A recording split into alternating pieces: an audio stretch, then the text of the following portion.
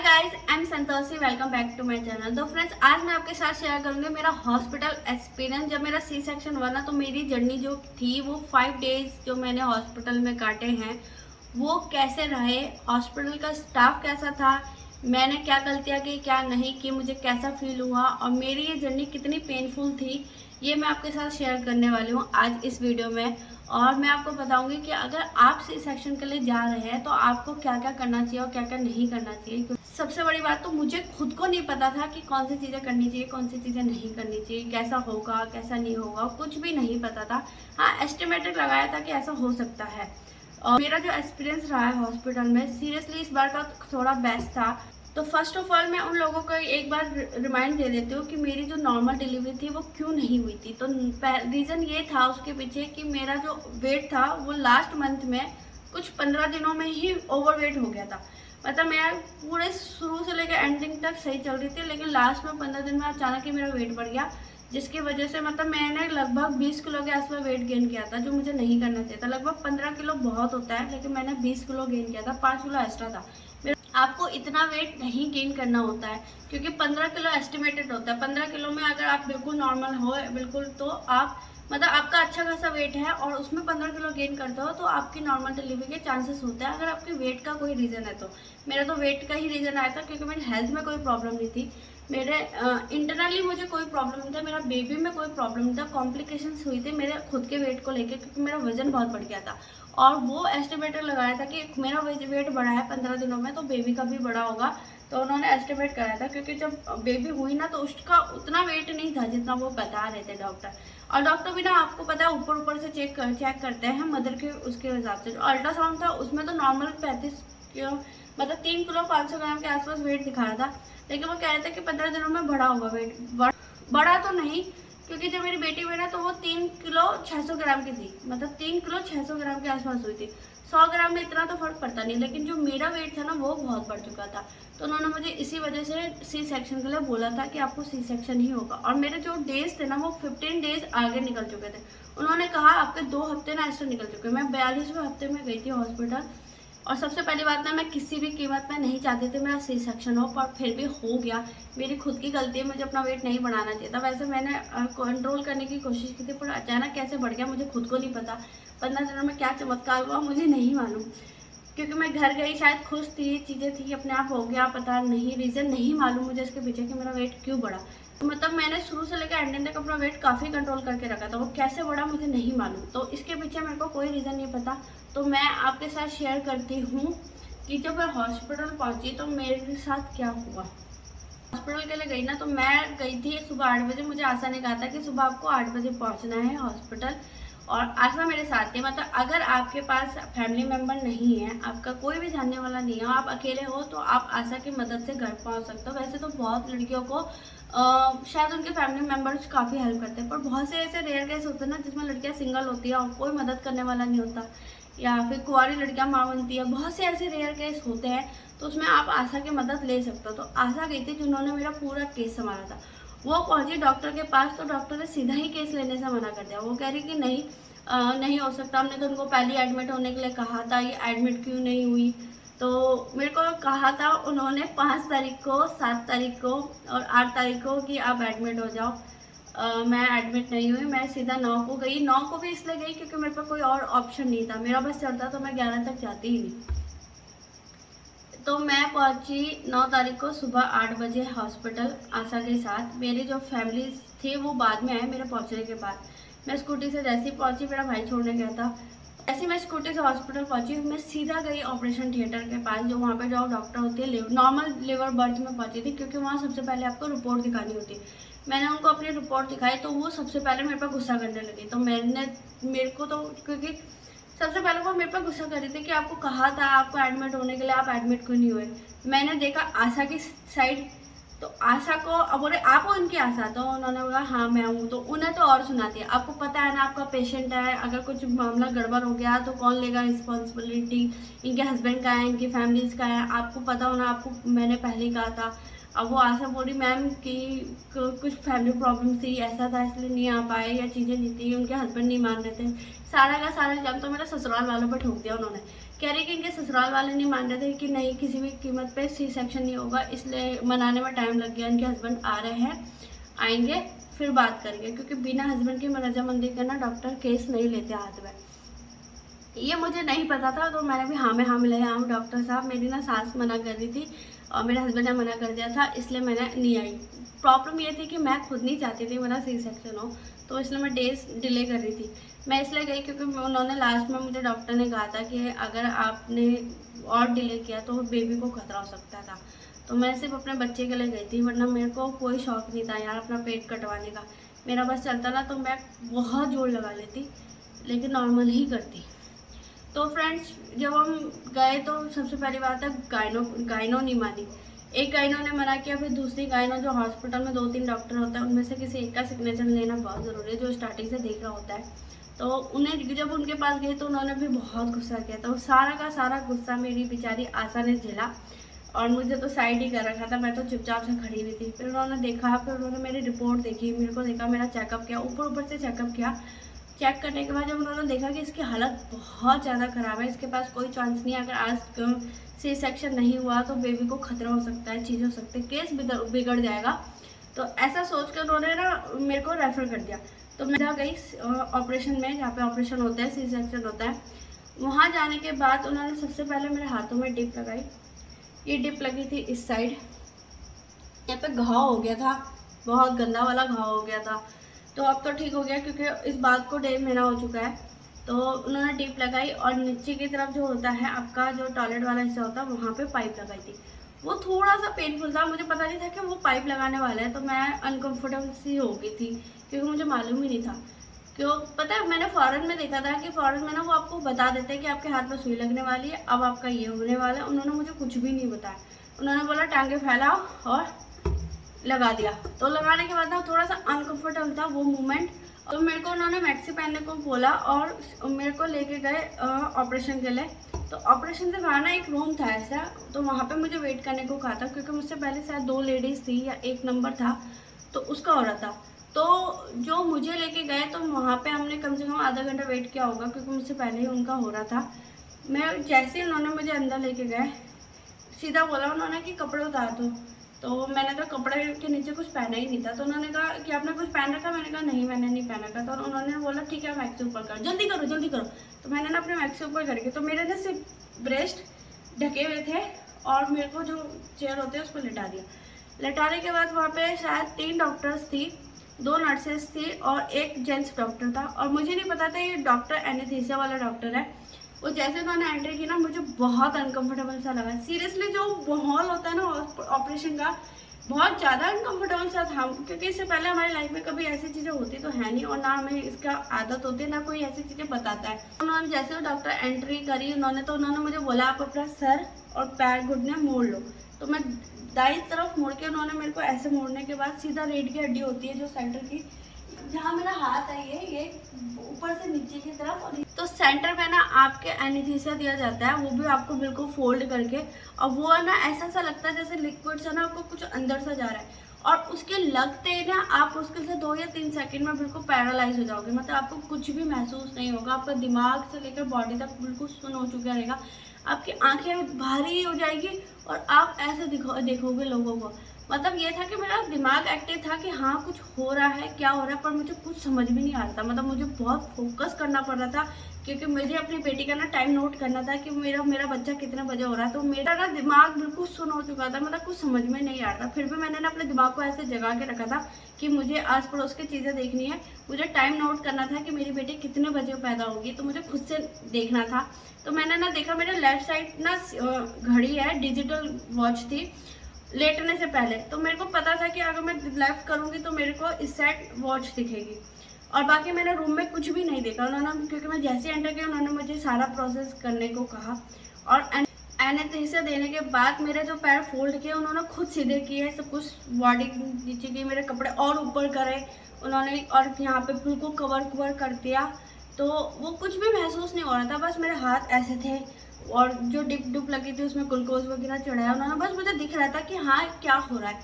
फिर जब मैं आपको बताऊं कि जो वो मूवमेंट था ना जिसमें वो आपके पेट को फाड़ता है, तो उस टाइम पे ना मेरे को डॉक्टर मुझसे पूछ रही थी कि आपकी बॉडी में काफ़ी फैट है, मतलब ये लड़की काफ़ी मोटी है।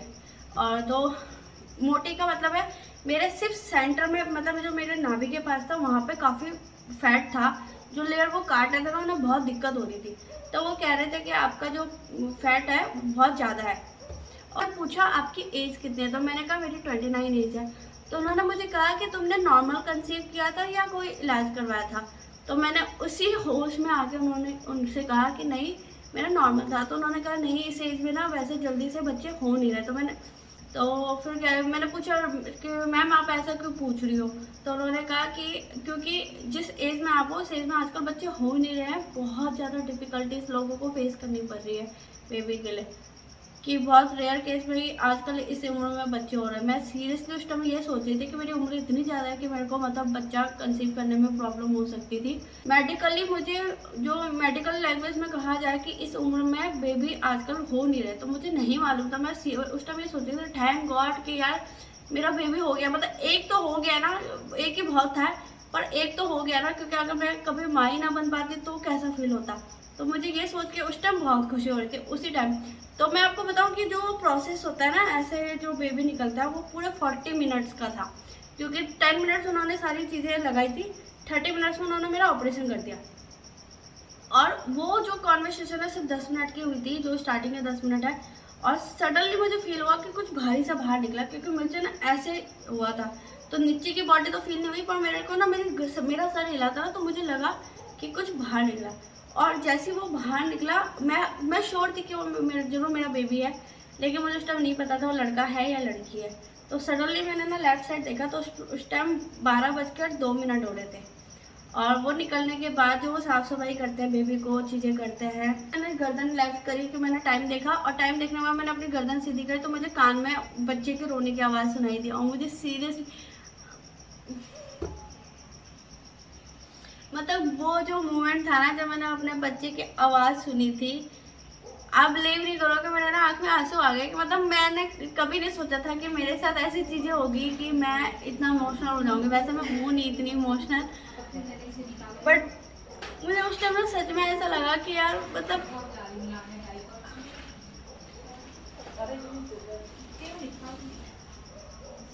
मुझे सच में ऐसा लगा था कि उस टाइम मोमेंट पे मतलब मुझे ना उससे पहले बिलीव ही नहीं हो रहा था कि मतलब मैं माँ बनूंगी तो मुझे कैसा फील होगा कैसा नहीं होगा। मैं बहुत ज़्यादा कश्मकश में थी कि माँ बनने के बाद एकदम से कैसा फील होता है। सडनली जब मैंने उसकी आवाज़ सुनी ना, मतलब मेरे ना आप बिलीव नहीं करोगे, जैसे मैं अभी रोने लगी ना ऐसे मेरा रोना निकल गया। अब मुझे रोते हुए देख के या डॉक्टर को पता नहीं क्या लगा क्या नहीं, वो कह रहे इसको इसका बेबी दिखाओ सबसे पहले। तो वो मेरा बेबी मेरे पास लेके आए, तो उसको ना मैंने यहाँ रखा था गाल के पास, और लेफ्ट साइड से मुझे अभी भी याद है कि उसका गाल मेरे लेफ्ट साइड रखा था। और रखने के बाद ना उसकी रोने की आवाज़ जो मेरे कान में आ रही थी ना, मुझे एकदम से बहुत अजीब सा फील हो रहा था। और फिर उसके बाद उन्होंने उसको लेके गए, कपड़े पहना रहे थे। डॉक्टर ने मेरे कान में आके बोला ना कि इसका बेबी दिखाओ, तो मुझे पता चल गया कि हाँ मेरा बेबी उस साइड रखा है। तो मैंने ना हल्के से तिरछा करके देखा था, तो उस टाइम ना उसके कपड़े पहना रहे थे और 12:02 हो रहे थे। फिर वो मेरा बेबी लेके मेरे पास लेके आया, तो उन्होंने मेरे गालों पे रखा, जैसे मुझे यहाँ रखा, उसके कानों में जो मेरे कानों में जो उसकी आवाज़ गूंज रही थी ना, आप बिलीव नहीं करोगे, मैं आपको शब्दों में एक्सप्लेन नहीं कर सकती वो मोमेंट कैसा था। मतलब मैं इतने साल जो फील नहीं कर पाई, वो एकदम से वो एक पल में ना ऐसे चुटकी की तरह मुझे फील हुआ। और बस मुझे ऐसा लगा था मुझे मेरा बच्चा दिखा दे दो। और उस टाइम वो मुझे स्टिच कर रहे थे, ऐसे करके कर रहे थे, मुझे पैक कर रहे थे। तो उस टाइम पीठ पीछे मेरे क्या हुआ मुझे नहीं पता था, बस मेरे को बिल्कुल बेहोश हो गई थी, मतलब मेरी आंखें बंद हो गई थी, क्योंकि वो आवाज़ सुनने के बाद बस मतलब होश हो जाता है ना आदमी, बस मैं पूरे 45 मिनट बिल्कुल नहीं लेटी। जो वो 5 मिनट बाद के थे ना तब मैं लेटी। उसके बाद मेरे हस्बैंड को बुलाया, फिर मैंने मुझे ना बिल्कुल बेड से उठा के दूसरी तरफ शिफ्ट करके मुझे वार्ड की तरफ लेके जाने तक ना मैंने अपने बेबी को नहीं देखा। मैं बिल्कुल डेड पड़ी थी, बस मुझे हल्का हल्का लग रहा था कि हाँ कोई मुझे लेके जा रहा है। मैंने सिर्फ अपने हस्बैंड को देखा कि मेरा डैड है उन्होंने पकड़ा हुआ है, जो लेके जाते हैं ना उसको पता नहीं क्या बोलते हैं, मुझे सब याद नहीं आ रहा। वो लेके गए, उन्होंने मुझे ऐसे जगह पे वार्ड की तरफ शिफ्ट कर रहे थे। तो मुझे सिर्फ अपने हस्बैंड याद है कि उन्होंने मुझे लेके गए, तो उस टाइम तक वो आ गए थे। मैंने किसी से बात नहीं करी, कुछ नहीं किया, और उन्होंने सीधा मुझे बेड पे लिटाया। जैसे उन्होंने मुझे बेड पे लिटाया, मेरा हाथ पैर बिल्कुल सुन थे, मुझे कुछ भी महसूस नहीं हो रहा था। और मैंने ना 3 लेयर कंबल ओढ़ रखे थे, मतलब 1 लेयर, दूसरी लेयर, तीसरी लेयर। 2 हॉस्पिटल के थे और 3 मैंने अपने घर से मंगाए। मतलब उस टाइम तो आए नहीं, बाद में आए। तो जैसे उन्होंने लिटाया, मुझे आधे घंटे बाद ना होश आया कि हाँ मैं अपने बेड पे हूँ। मुझे थोड़ा अच्छा सा लगा, कंफर्टेबल सा लगा। तो मेरे हस्बैंड को मैं बोल रही थी कि मुझे ना ठंड लग रही है, आप मुझे ढक दो, ढक दो, ढक दो, ढको। तो ढकने के लिए वो मुझे इतना बोल रही थी मैं कि उस टाइम कुछ था नहीं। तो मेरी मम्मी कुछ टाइम बाद मेरे लिए कंबल लेके आई घर से, और मुझे उन्होंने ढका, बिल्कुल फोल्ड करके ना, ऐसे मैंने बिल्कुल ऐसे ओढ़ी थी। तो यहाँ पे मैं आपको एक गलती ये बताऊंगी, क्योंकि मुझे नहीं पता था कि ठंड लगती है, आपको अपना सर बॉडी कवर करके रखना पड़ता है। तो ना तो मैंने सॉक्स पहन रखी थी, ना मैंने अपना सर ढका हुआ था। और मुझे उस टाइम बहुत गंदी वाली ठंड लगी थी, क्योंकि ये बात ना घर में किसी को भी नहीं मालूम थी, ये बात तक किसी को भी नहीं पता थी। तो मैंने ये तैयारी भी नहीं कर रखी थी, क्योंकि मेरा सामान तो घर पे पड़ा हुआ था और मालूम ही नहीं था। हम सिर्फ नॉर्मल में अपने कपड़े लेके गई थी और 1-2 जोड़े बच्चे के लेके गए थे, उससे ज़्यादा हम कुछ सामान लेके नहीं गए। तो मुझे उस टाइम ठंड लग रही थी। जो आपको इनिशियल स्टेट में ना सॉक्स पहननी होती है, सर ढकना होता है, तुरंत लड़कियों को ना पैक करना होता है, ताकि उन्हें ना ठंड से बचाया जाए, ठंड से ना बचाया जा सके। तो उस टाइम हमें पता नहीं था। तो वो टाइम जो था मेरा 2 या 3 मिनट ना मैंने रेस्ट किया होगा, 2 या 3 मिनट। फिर मुझे आधे घंटे बाद ना हल्का हल्का जो था, वो जो एनेस्थीसिया का असर खत्म हो रहा था बॉडी में, तो मुझे ना ठंड लग रही थी। तो ठंड लगने की वजह से वो पेन हो रहा था बॉडी में, जहाँ स्टिचेस लगे थे वहाँ बहुत ज़्यादा गंदा वाला पेन हो रहा था। इतना ज़्यादा वाला गंदा वाला पेन हो रहा था कि मैं आपको शब्दों में एक्सप्लेन नहीं कर सकती। तो मैंने सोचा ये दर्द मुझे ऐसे ही झेलना पड़ेगा या इसका कोई जुगाड़ हो सकता है। तो जो मेरे बगल में बेड पे जो लड़कियां लेटी थी, उन्होंने अपनी सास को कहा कि मुझे पेन किलर चाहिए, मुझे नहीं पता कि दर्द ख़त्म करने वाली सुई लगवाओ। तो फिर वो डॉक्टर को बुला के लेके, तो जब डॉक्टर आए ना, तो मैंने वो बोला जब इनको लगा रहा तो भाई मुझे भी लगाओ, मुझे भी पेन हो रहा है। तब उन्होंने सबको लगाई बेड पे। तब मुझे पता चला कि वो दर्द खत्म करने की सुई लगाई जाती है। तो उन्होंने वो सुई ना मेरे यहाँ लगाई है, कमर के साइड, दोनों कमर में। मेरी 8 सुई लगी है इस साइड, 8 सुई लगी है इस साइड, 8 सुई लगी हुई है मेरे दोनों कमर में। और मेरे को 26 बॉटल ग्लूकोज चढ़ा हुआ है। और उसमें जो इंजेक्शन लगे हैं वो तो आप भूल जाओ, लगभग 13-14 इंजेक्शन तो उसमें लगे। 8 इंजेक्शन मुझे पेन किलर के लगे हुए हैं। और कंप्लीट जो चीज़ें थी, खाना पीना 3 दिन तक कुछ खाया नहीं, 3 दिन तक कुछ भी नहीं खाया दिया था डॉक्टर ने, सिर्फ ग्लूकोज पे मैं जिंदा थी। तीसरे दिन का जो लास्ट डेट शाम को के आसपास उन्होंने हमारा वो पाइप निकाला था टॉयलेट वाला, और डॉक्टर ने कहा था कि आप चलो फिरो। मतलब जो 3 दिन थे ना, हम बिल्कुल दर्द में थे। मेरे को जो पहला पेन किलर लगा, उसका असर मुश्किल से 3 घंटे भी नहीं रुका होगा। मतलब 2-2.5 घंटा था कि दर्द हल्का कम हो गया था, जो मैं बर्दाश्त कर सकती हूँ। वो जो दर्द, ऐसा दर्द था, आपको पता है, पूरा का पूरा फोकस। और जो दवाई हो रही थी ना, जो दवाई वो बॉटल में दिए जा रहे थे, उससे ना पूरा दिमाग घिला पड़ा था। मैं इतना चिल्ला रही थी उस टाइम, इतना चिल्ला रही थी, मुझे खुद को नहीं पता मेरी आवाज़ कितनी तेज़ थी। और मेरा किसी से बात करने का मन नहीं कर रहा था। मैं सिर्फ अपना बेबी चाहती थी कि मुझे मेरा बच्चा दे दो, बस। मुझे कोई मतलब नहीं, मेरे को मेरा हस्बैंड नहीं चाहिए, मेरे को कुछ नहीं चाहिए, बस मुझे मेरा बेबी चाहिए। और उस बेबी के लिए मैं इतनी पागल हो गई थी कि मैं उस दर्द में भी कह रही मेरे बच्चे को मुझे दूध पिलाना है, कि मुझे मेरा बच्चा दे दो।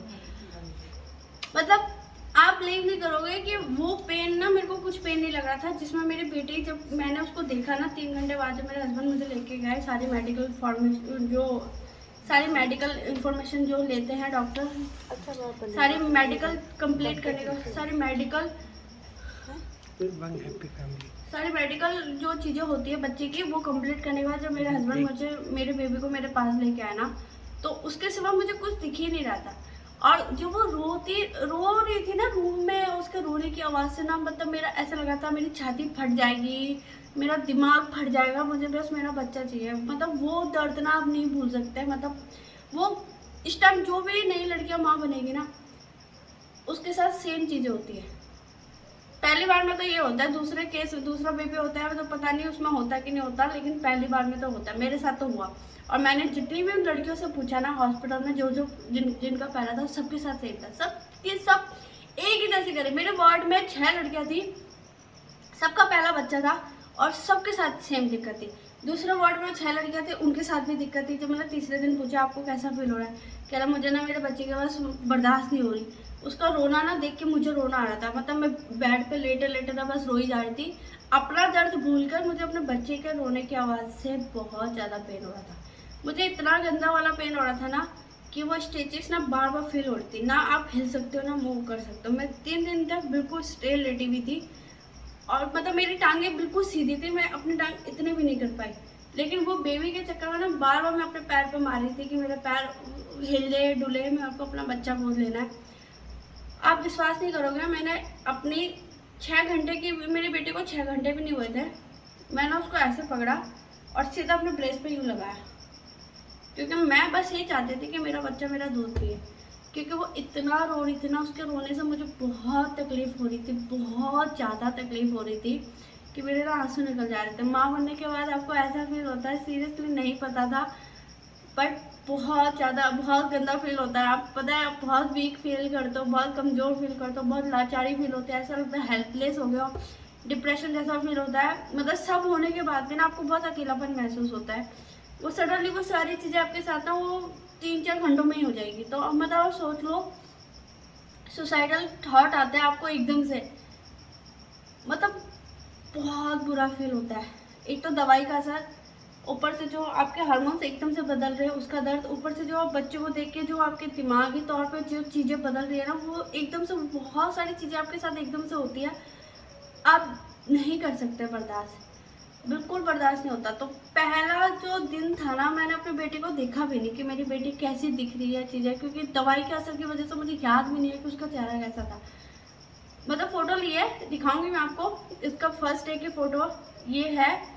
और मतलब चीज़ें इतनी कॉम्प्लिकेटेड हो रही थी कि मुझे खुद को कुछ समझ में नहीं आता। तो ये था मेरा पहला दिन भी कंप्लीट नहीं हुआ है, ये आधा ही दिन है। फ्रेंड्स, ये वीडियो थोड़ी लंबी हो गई है, तो मैं आपको बाकी की चीज़ें आपको नेक्स्ट पार्ट में बताऊंगी, वो वीडियो भी आप देख लेना, इसके साथ लिंक कर दूंगी। तो फ्रेंड्स, मिलते हो आपको नई वीडियो में, तब तक के लिए बाय।